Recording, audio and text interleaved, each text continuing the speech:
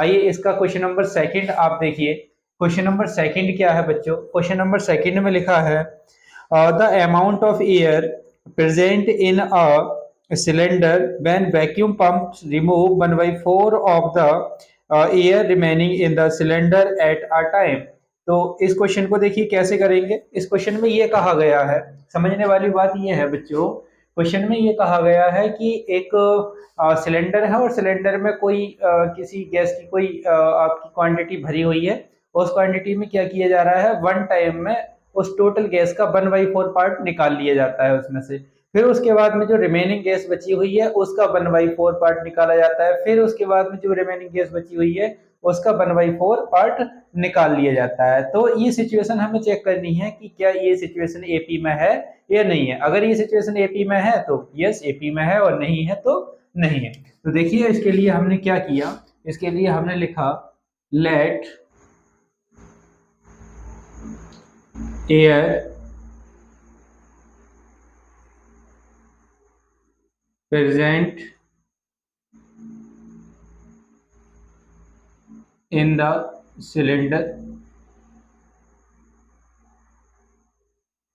इसको आप A1 late कर सकते हैं, और A1 इज इक्वल टू कितनी हमने लेट कर ली, x लीटर। x लीटर जो गैस प्रेजेंट है वो इस टाइम में सिलेंडर के अंदर है। Now according to question, according to question, question ने क्या कहा है कि एक टाइम में जो गैस निकाली जा रही है, जो भी गैस है उसका 1/4 पार्ट निकाली जा रही है। तो इसमें हम लिखेंगे फर्स्ट रिमूवल, यानी कि पहली बार जो गैस निकाली गई होगी वो कितनी होगी, फर्स्ट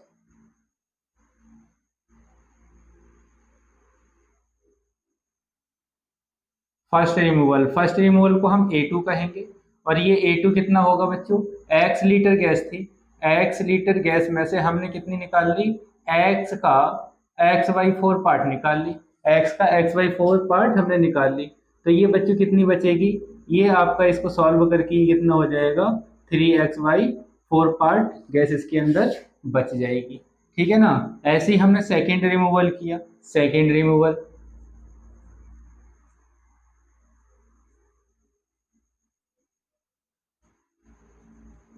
सेकेंड रिमूवल क्या होगा, इसको A3 आप लेट कर लीजिए। A3 में क्या होगा, अब जो गैस बची हुई है सिलेंडर के अंदर वो कितनी बची हुई है, ये वाली गैस बची हुई है कितनी, 3x/4। अब हम क्या करेंगे, इस 3x/4 का 1/4 पार्ट निकालेंगे, यानी कि हमारे पास में गैस बची हुई है 3x/4, और इसमें से हमने इसी का यानी कि 3x/4 का 1/4 पार्ट निकाला, यानी कि कितना निकाला, x/4, एक्स बाई कितना 16 पार्ट इसमें से माइनस कर दिया। इसका जब आप एलसीएम लेकर के सॉल्व कर रहे होंगे तो ये एलसीएम 16 आ जाएगा, और 16 4 16 4 12 12 माइनस 3x करेंगे तो कितना होगा, 9x/16। इसको सॉल्व करके कितना आ जाएगा, 9x/16 आपका ये आ रहा है। इसी प्रकार से सिमिलरली हमने क्या लिखा, similarly third removal, third removal, third removal कितना होगा, ये आपका हो जाएगा A4, और A4 बच्चों कितना हो जाएगा, अब हमारे पास गैस कितनी बची सिलेंडर में, ये वाली गैस बची, यानी कि हमारे पास गैस बची 9x/16। इसमें से हमें क्या करना है, 9x/16 का 1/4 यानी कि 9x/64 पार्ट हमें निकाल देना। जब ये वाला पार्ट इसमें से निकल जाएगा तो कितना बचेगा, ये 964 बचेगा। और बच्चों इसका एलसीएम लेकर के आप सॉल्व करेंगे तो ये कितना हो जाएगा, 16 चौके 64, 9 चौक 36, 36 माइनस 9 करेंगे 27, ये आपको बचेगा 27x/64। अब आप देख रहे हैं ये A1 है, ये A2 है, ये A3 है, ये A4 है। नाउ चेकिंग,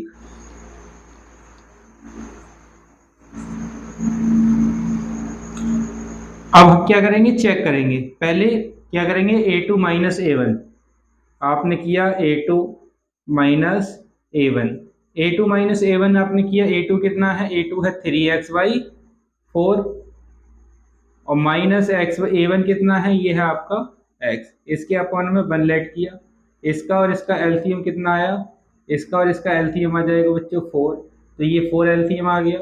ये 3x माइनस 4 करेंगे, ये कितना हो जाएगा, 3x minus 4x is equal to, ये आपका होगा माइनस x/4। यहाँ से x/4 आ गई वैल्यू।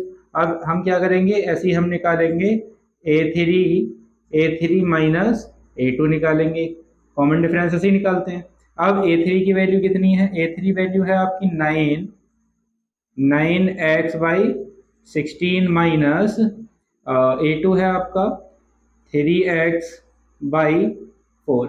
इसको भी आपने एलसीएम लिया 16, और ये आपका कितना हो गया, ये हो गया 9x माइनस 12x, और ये बच्चों आपका आया -3x/16। ओके, ऐसे ही हम क्या करेंगे, सिमिलरली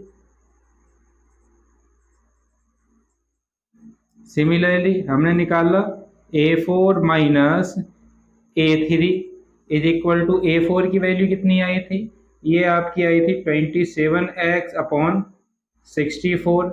इसमें से माइनस कर दीजिए आप 9x/16। देखो बच्चों, इसका भी आप एलसीएम ले लोगे, इसका एलसीएम कितना आएगा 64, ठीक है ना। तो ये आपका हो गया 27x माइनस 36 आपका x इज इक्वल टू, ये कितना होगा, देखिए 27 माइनस 36 करेंगे तो माइनस का 9x/64। तब आप देख रहे होंगे बच्चों कि यहाँ से ये वैल्यू a2 माइनस a1 किया तब कोई अलग वैल्यू आई, a3 माइनस a2 किया तब अलग वैल्यू आई, a4 माइनस a3 किया तब अलग वैल्यू आई। तो यहाँ पर हम क्या देख रहे हैं, एक कॉमन चीज देख रहे हैं कि कॉमन डिफरेंस जो है वो सेम नहीं आ रहा। तो हम लिख देंगे hair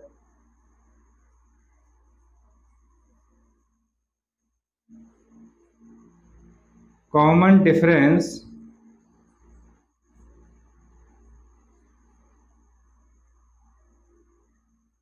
is not same, so the given statement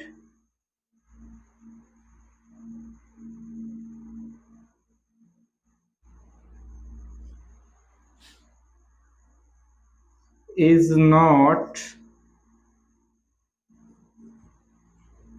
in the AP। ठीक है, तो ये स्टेटमेंट किस में नहीं होगा, AP में नहीं होगा, बिकॉज क्योंकि इसमें जो कॉमन डिफरेंस है वो आपका क्या नहीं आ रहा है, सेम नहीं आ रहा है। तो आई होप ये क्वेश्चन आपको समझ में आया होगा बच्चों। अगर क्वेश्चन समझ में आया है तो वीडियो को लाइक कीजिए, चैनल को सब्सक्राइब करना बिल्कुल नहीं भूलिए।